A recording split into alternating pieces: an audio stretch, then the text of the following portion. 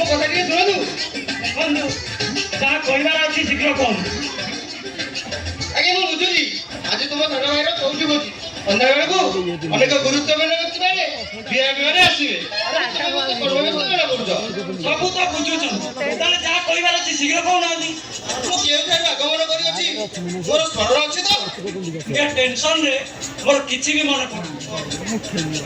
ଆଚ୍ଛା ନନା ଗୋସେଇ, ଆପଣ କେଉଁଠାରୁ ଆଗମନ କରିଛନ୍ତି? ମୁଁ ଭାର୍ଗବ ପ୍ରୋଗ୍ରାମରୁ ଆଗମନ କରିଛି।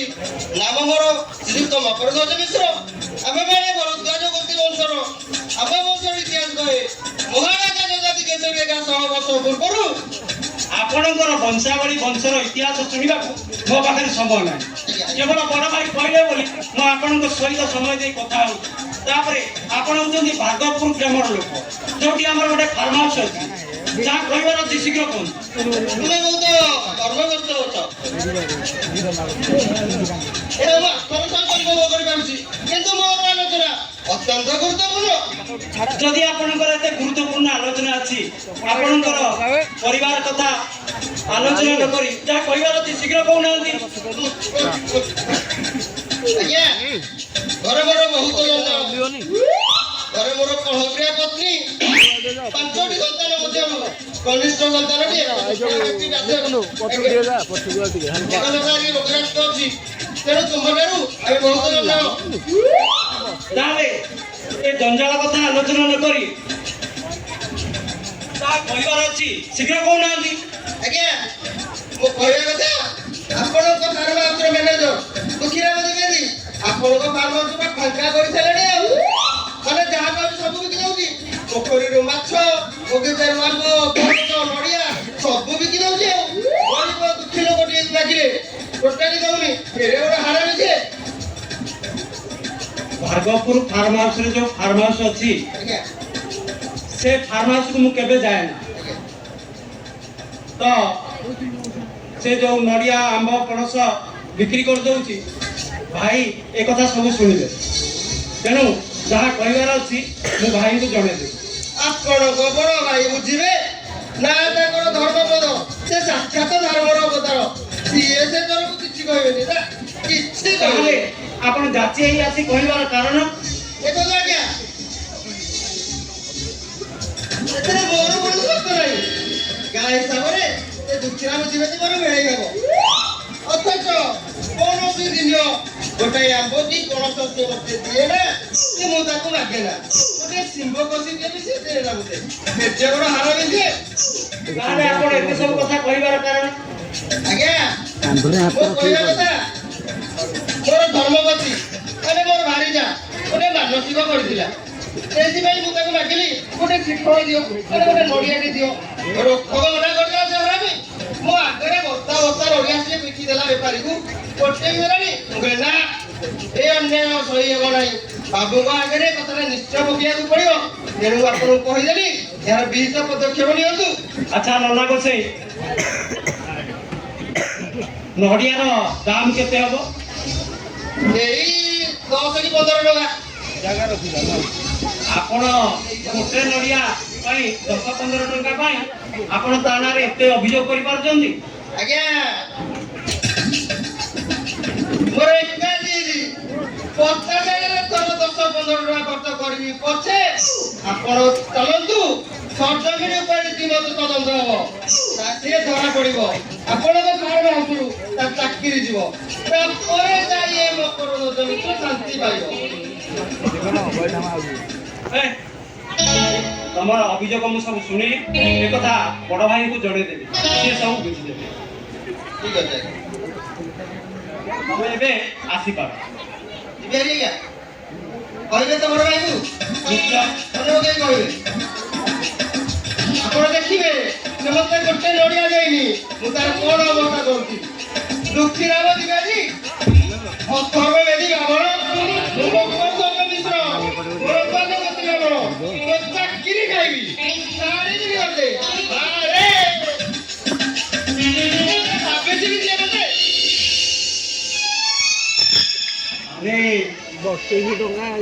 ଏଟା 100ରୁ 100 ବ୍ରାହ୍ମଣ, ପୁରା ଇତିହାସର ଚାଣକ୍ୟ। 5 ଦିନ ପରେ ଯିବି।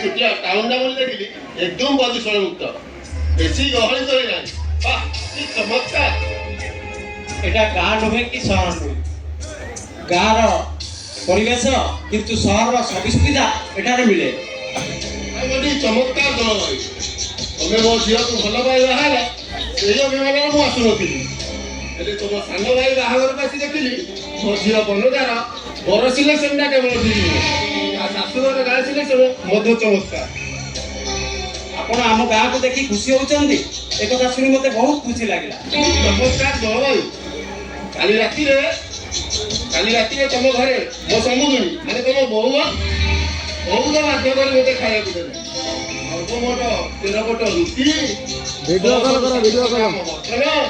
ମାଇ ହଉଥିଲା 11 ପିସ୍ ଭାକୁର ମାଛ ପେଟି ମାଛ ଆଉ ଗୋଟିଏ ଗ୍ଲାସ କ୍ଷୀର ମଧ୍ୟ ପିଇଥିଲି ଆପଣ ଏକା ଖାଇଲେ ଆହୁରି ଖାଇଥାନ୍ତି ନା ଭୟ ଲାଗିଲା ଆରେ କେତେବେଳେ ଇଏ ହେବ ସକାଳୁ ଲାଟିନ୍ ଯାଇ ଦେଖିଲି ଏକଦମ ପରିଷ୍କାର ସଫାଇ ହେଇଯାଇଛି ଅବଶ୍ୟ ମୋ ବାହାଦୁର ନୁହେଁ ବାହାଦୁରଟା ହଉଛି ତୁମ ଗାଁ ଜଳବାୟୁ ବାପା ମୁଁ କଣ ଭାବୁଥିଲି ଏବେ ତୁମ ଗାଁରେ କିଛି ରହିଯାଆନ୍ତି ଆଉ ରହୁନାହାନ୍ତି ଆପଣଙ୍କର ଯେତେ ଦିନ ଇଚ୍ଛା ଆମ ଗାଁ ରହିପାରନ୍ତି ଆପଣଙ୍କୁ କିଏ ମନା କରୁଛି ଆଚ୍ଛା ସେଥିପାଇଁ ମୋ କଥା କହିବାକୁ ଖରାପ ଲାଗୁଛି କିନ୍ତୁ କହିବାକୁ ବାଧ୍ୟ ହଉଛି କଣ କହିବା କଥା କହୁନାହାନ୍ତି ଯେ ବଶିଷ୍ଠ ବସନ୍ତ ଇଚ୍ଛା କରିଛି ଭାଗପୁର ଫାର୍ମ ହାଉସର ଦାୟିତ୍ୱ ନେବାକୁ କିନ୍ତୁ ମୋ ବଡ଼ ଭାଇ ରାଜି ହୁଅନ୍ତି ଆପଣ ଆମ ଭାର୍ଗବପୁର ଫାର୍ମ ହାଉସର ଦାୟିତ୍ୱ ନେବେ ବସି ରହିବାକୁ ଆଉ ଭଲ ଲାଗୁନି ତମ ଶାଶୁ ଚାଲିଗଲା ପରେ ଏକା ବୋର ହୋଇଯାଉଛି ତମ କାମରେ ଲାଗିପାରନ୍ତି ମୋତେ ତ ଖାଲି ଲାଗିପାରନ୍ତି ଆଉ ଅବଶ୍ୟ ମୋ ଝିଅ ଜଣଙ୍କ ଘର ଖାଇ ବସି ଖାଇଥିବେ ନିତ୍ୟ ଯଦି କହିବ ସେଇଥିପାଇଁ ମୁଁ କହୁଛି ତମେ କଣ ଭାବୁଛ ଆପଣ ଭାର୍ଗବପୁର ଫାର୍ମ ହାଉସ ଦାୟିତ୍ୱ ନେବେ ଏକଥା ବଡ଼ ଭାଇ କେବେ ବି ମନା କରିବେନି ବାପା ବୋଧହୁଏ ଚତୁର୍ଥୀ ପିଣ୍ଡ ପଡ଼ିସାରିଲାଣି ବୋହୁମା ପ୍ରଣାମ କରିବାକୁ ଆସୁଛନ୍ତି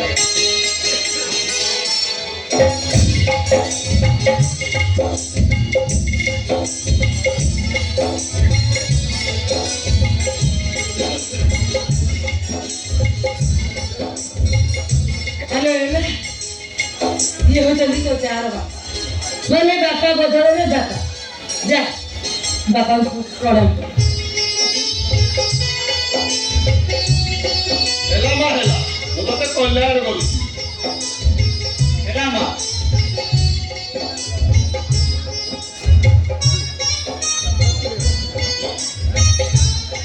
अरे नहीं तू फिर है जो से समुद्र में वो देखे तो नहीं तू भीतर की जाओ नहीं ହଁ ବୋଉ ମୁଁ ଯାଉଛି ସମୁଦୁଣୀ ଇଏ ତ ମୋର ଆଉ ଗୋଟିଏ ଝିଅ ମୋ ଝିଅ ବନଗା କିଏ ଆଉ ସିଏ କିଏ ମୁଁ କଣ ତା ମୁହଁ ଦେଖିବିନି अरे किए मना कले तुम ताके मुंह देखिबनी सेइति पाई तो मो पुओ को बाहर पठे दे गोटे काम कर एई देख मो बहुर मुंह देख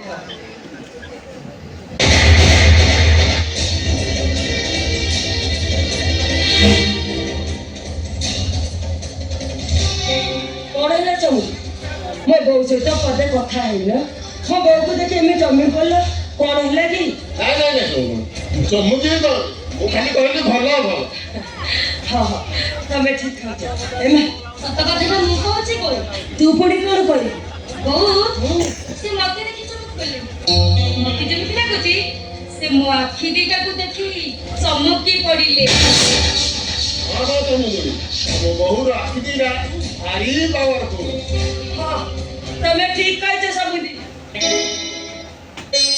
मो बहु राखी ना भारी सुंदर ना कौन बहु चल बा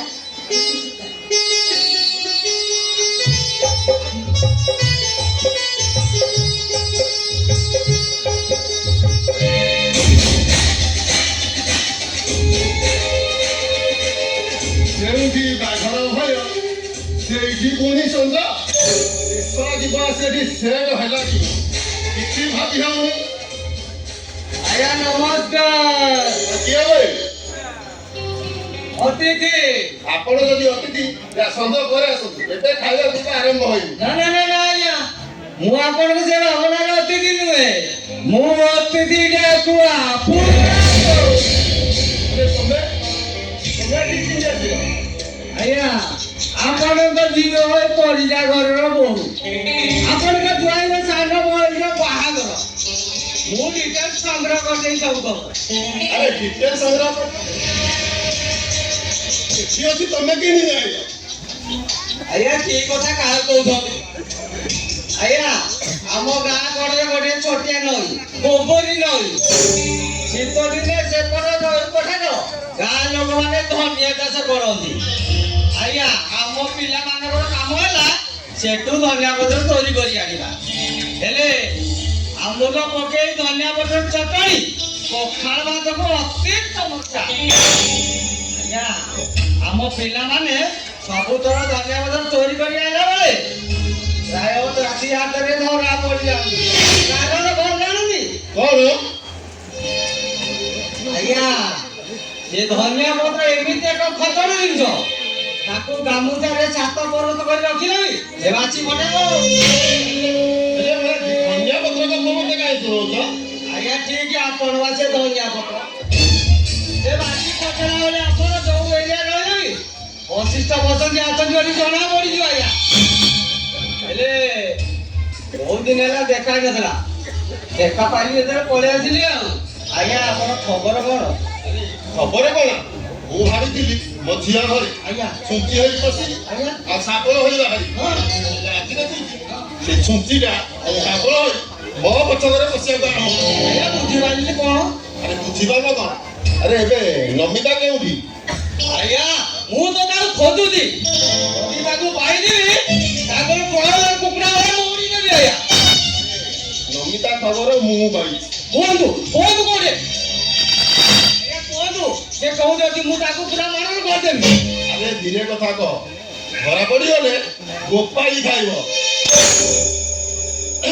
ଏଠୁ ଲଣ୍ଡା ହୋଇଯିବ ଆଜ୍ଞା ଘଟଣାଟା କଣ ଧୀରେ କଥା କୁହ ଘଟଣାଟା କଣ ଆଜ୍ଞା ଖୋଲିକି କୁହନ୍ତୁ ବାହାଘର ବାଜା ଭିତରେ ଆମେ ଦି ଜଣ କଥା ହେବାକୁ ସୁବିଧା ହବ ଚାଲ ମୋ ପଛ ପଛେ ଚାଲ ମୁଁ ସବୁ କଥା ତମକୁ ବୁଝେଇଦେବି ଠିକ ଅଛି ଆଜ୍ଞା